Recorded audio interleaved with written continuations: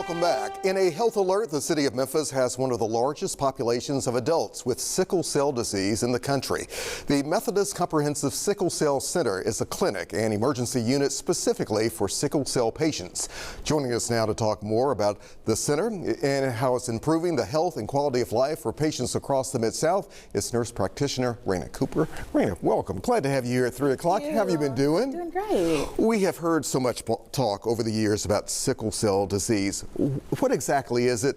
And a lot of folks may be wondering, how does it really impact one's body? Absolutely. So sickle cell disease is an inherited blood disorder that affects the red blood cells. So individuals who are living with sickle cell disease, they have an abnormal type of hemoglobin, and this abnormal hemoglobin causes the red blood cells to change in shape, to become stiff and sticky. So as these blood cells travel through the blood vessels, they clump together, causing an occlusion. And when that happens, the tissues below the occlusion is deprived of oxygen. And so when that happens, most of the mechanisms that causes the complications for sickle cell is the cause of that happens, and pain is the very one that everyone really knows. I wanted to ask you about that. For those who don't know, can it be exceptionally painful for someone who has sickle cell disease? Excruciating pain. I've had patients to say it feels like sharp glass is just going through their blood vessels. It's just I've seen them screaming in agonizing pain, so it's very, very Is painful. it something that's hereditary? If a parent has it, can he or she pass it on to their child, or what? Yes, so it is inherited at birth, and so that's why it's so important to know your sickle cell status, because if you have the trait,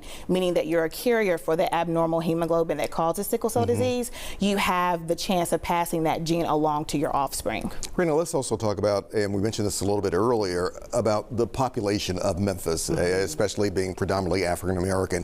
What are we seeing with the numbers of folks right here in Memphis and the county, as a matter of fact, who are dealing with this? So to really bring it home, in the United States, the prevalence of sickle cell disease is 1 in every 365 African American births.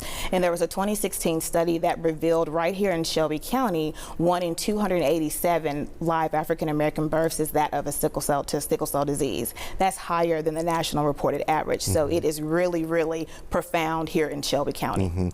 We also know that Memphis and Shelby County, unfortunately, we're known for having health equities in so many cases. How does this also play into sickle cell as well? So many of our patients face systemic barriers to health equity, meaning that they have delayed diagnosis, fewer access to treatment, also lack of specialized care. So at Methodist Sickle Cell Center, we're changing that narrative. We partner with other institutions like University of Tennessee Health Science Center, St. Jude Children's Research Hospital, because we participate in cutting edge research to change those patient outcomes for our patients. And also at our center, we have specialized healthcare providers that are trained to treat patients with sickle cell disease, deliver consistent, parallel, compassionate care. Can those partnerships that you just mentioned, when so many different folks actually come together, can they make a difference? Absolutely.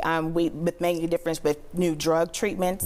Without research, there wouldn't be new FDA-approved drugs, and within like the past 8 years, we've had 2 to come down the pipeline for treatment of sickle cell. So without that research, we wouldn't be moving the needle forward, and it's so important. When it comes to that research, it seems like, especially in the past couple of months or earlier this year, there have been some reports that some progress is being made when it comes to sickle cell disease. Where do we stand with that? So a few years ago in 2023, the biggest progress that we made was just having the FDA approval of gene therapy for a curative, or some people say transformative treatment option. And that was huge, because before then, the only thing that we had was a bone marrow transplant. So we've had patients to actually be able to be enrolled in clinical trials and go through that process, because it's also good to know that they're, if eligible, if they're a candidate, that could be a treatment option for them.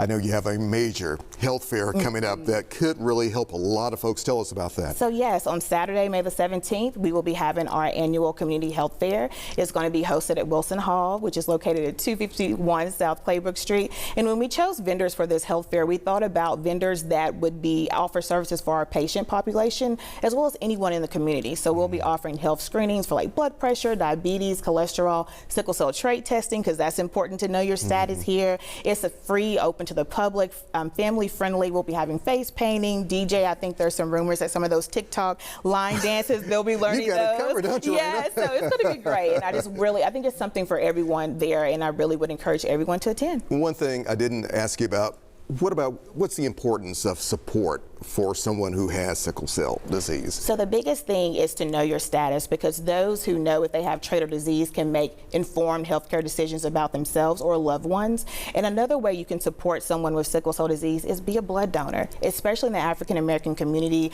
Many of our patients over their lifetime will have over 100 units of blood. So if you can donate blood, please do, because it can help save a life. So we need that type of support, especially in the Black community, absolutely. for sure. But again, health fair coming up this Saturday. Yes, this Saturday. All right, Okay. Raina, thank you very much. Thank you so good much. to see you.